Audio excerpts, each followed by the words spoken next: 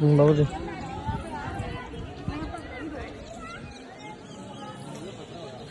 জয় জয় শ্রী রাধেশ্যাম। এক্ষণে আছি আমরা বৃন্দাবনে দ্বাদশ আদিত্য লীলায়, যেখানে আমাদের গোস্বামীপাদ সনাতন গোস্বামী ভজন করতেন। এখানে রাধা মদন মোহনের সেবা করতেন তিনি। হ্যাঁ, আর যে রাধা মদন মোহন সনাতন গোস্বামীর সাথে সাক্ষাতে প্রকটে কথা বলতেন। অনেক লীলা রয়েছে রাধা মদন মোহনের সাথে সনাতন গোস্বামী, অনেক লীলা হয়েছে ওনাদের। এটা হচ্ছে সেই স্থান যেখানে আমাদের সনাতন গোস্বামীপাদ মদন মোহনকে নিয়ে অনেক লীলা করেছেন।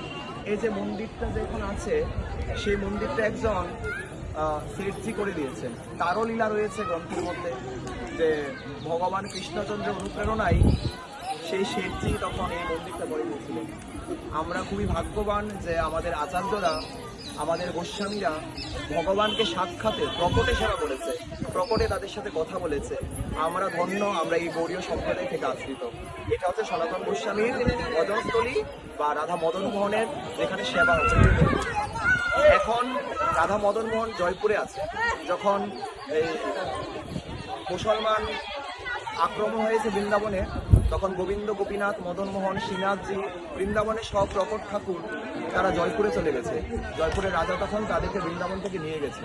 এখনো তারা জয়পুরে আছে, কিন্তু লীলাস্থলীগুলো এখনো রয়ে গেছে। এটা হচ্ছে আসল লীলাস্থলী। নিচে রয়েছে সনাতন গোস্বামীর সমাধি। যে লীলাস্থলীগুলো এখনো সাক্ষ্য বহন করছে যে আমাদের আচার্যগণ, গোস্বামীগণ ঠাকুরের সাথে যে কত তাদের ভাব বিনিময় হতো, কত প্রকটে তাদের সাথে কথা বলেছে। জয় জয় শ্রী রাধেশ্যাম, নিতাই গৌর হরিবোল। দর্শন করে এটা একবারে করে